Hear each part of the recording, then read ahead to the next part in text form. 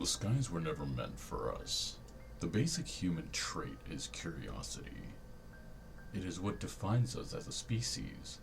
No matter what part of our beautiful planet we live in, we always look up at the skies and wonder, admiring the vastness of the cosmos, asking about our place in this magnificent world. Could we really be alone in this emptiness of space? A small spark of life that went against the natural order of entropy? Or are we just a part of a greater scheme? Just a tiny cogwheel in a world far more advanced than us? We ask ourselves these questions, but we never just sit back and think if we were prepared to receive the real answers. Alas, our romantic view of the universe would be forgotten under the terror of a horrific truth. I guess H.P. Lovecraft was correct. In his cult classics, he wrote about gods so powerful, so terrible in nature that they dreamed the world into existence and created humanity as a toy to pass their time through the eons. But we were lucky we were so small, so useless to them, so insignificant that they didn't even care to look down on us puny mortals.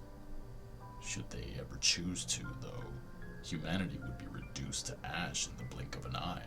Sometimes I think the man had true vision of the reality outside our blissful ignorance, and wasn't writing fiction, but history. But I'm getting ahead of myself. I am an astrophysicist. I work for the European Space Agency, or the ESA for short.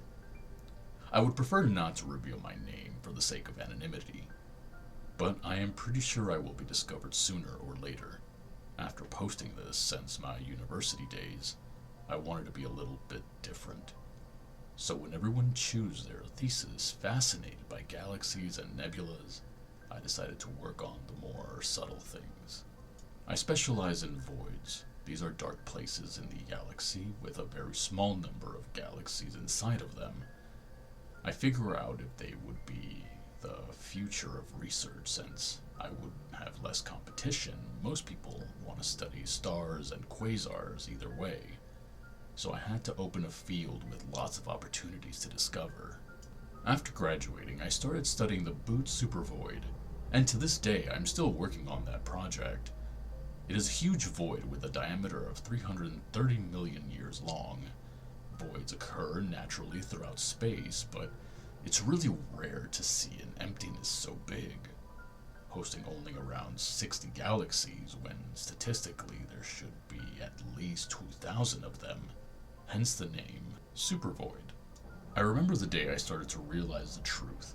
It was my first day back to work. After a well-earned 1 month of summer vacation, me and my team had been observing a galaxy inside the Supervoid. The galaxy had a strange tendency of dimming and lighting up every few weeks, but every time when it got brighter, it lost some of its luminosity, never fully returning to its former glory again. The night the galaxy was nowhere to be found, my colleagues hadn't noticed anything. We had agreed that they would go on with their personal projects and that we'd look into the measurements taken while I was on my leave, together on the day of my return. But of course the measurements read nothing.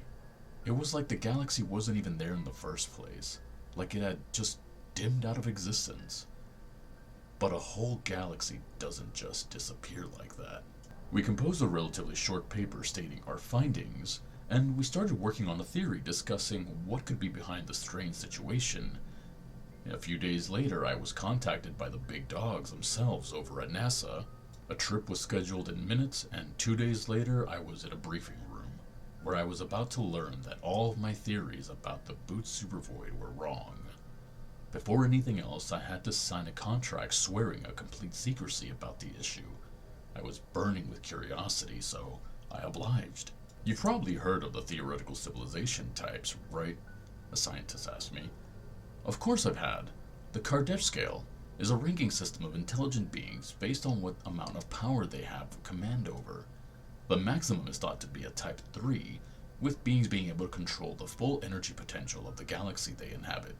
Humans were ranked at a low 0.7, not even being able to take advantage of our planet's output. I nodded to the scientist and he continued. Now imagine a civilization so evolved that it has transcended even that extraordinary limit. A species so advanced that it can manipulate and absorb multiple galaxies in their entry. This is what we are dealing with here. It looks like the Boots void isn't empty, but in fact it is full of life. The beings living in this area of space are so powerful that they absorb and use anything in their path. This is the sole reason why the Boots supervoid exists and appears to be so vast and empty. I shook my head in disbelief. Such a concept was nearly inconceivable. Only a god could reach such a power. Because God was the only description I could give them, there was more to come to my troubled mind. Have you ever contacted them? I naively asked. I knew our radio waves had barely left our stellar neighborhood, but I hoped we had received and decoded some of their messages. They transmit in thousands of wavelengths, but their language is so advanced that they seem to be transcending the limitation of time. They speak to the past, the present, and the future simultaneously. We can only decrypt tiny parts of the pandemonium of signals, but we know that either way they don't even address being like us. Their message is a repeating pattern that has been going on for years. It's an SOS. They are asking for allies because they are in a war, and they are losing. A female colleague of his continues. They are searching for civilizations of the same caliber to help them, but they seem to completely ignore less advanced beings. To them, we are ants helplessly running around their feet, completely useless in the grand scheme of things.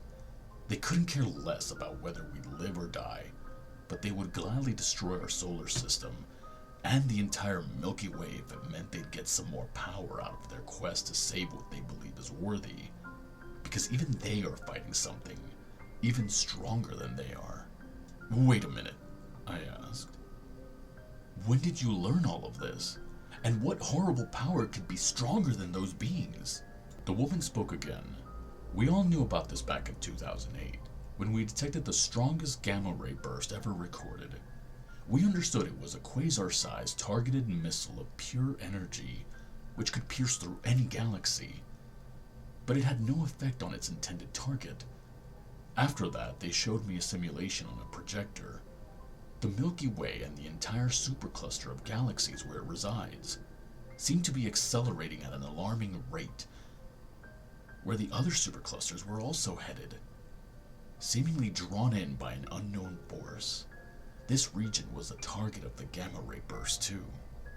If we are correct, the entities living there can swallow a galaxy of clusters in just a few short months, making them the closest things to rulers of the universe, and it seems that this is exactly what they lust for. And the stronger they become, the faster and inescapable our doom will be. Because at this rate, they will be able to have enough power to absorb even a supercluster like this. Like if it was just a milkshake in a glass. They won't stop until they get what they want, and we are directly in the path of that. I don't know what to do with all of this. I've felt so helpless ever since. I have been working closely with NASA to think up of something that could ever save us. But there's nothing we can do. It's hopeless.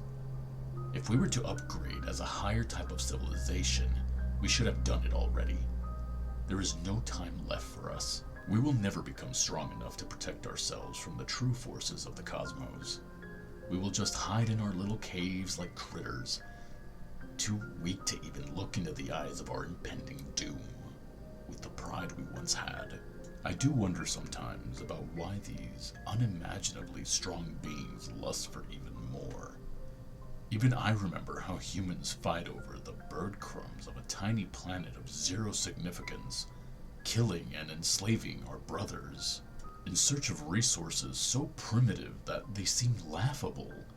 But it seems that everyone desires power, and the more you have, the stronger the addiction. I can't even imagine the level of ambition when the prize is total domination of a world. I'm sworn to secrecy, but I have to break the silence. Either way, it feels like it doesn't really matter. With the powers at play, we could be gone in 1,000,000 years or just 10, and we won't even know when or how it will happen. But humans are curious. They have to know the truth. It is, after all, the only sense of control we have. So, I wish we were. We are not important to this world. In fact, we are so powerless and measly that the monsters that will eventually destroy us won't even hear our screams. The next time you look up at the skies, pray. Pray to the gods of the universe we are so insignificant that they never fix their eye upon us. Pray that we will never be important enough to gain their attention. It is our only hope of surviving just a little bit more.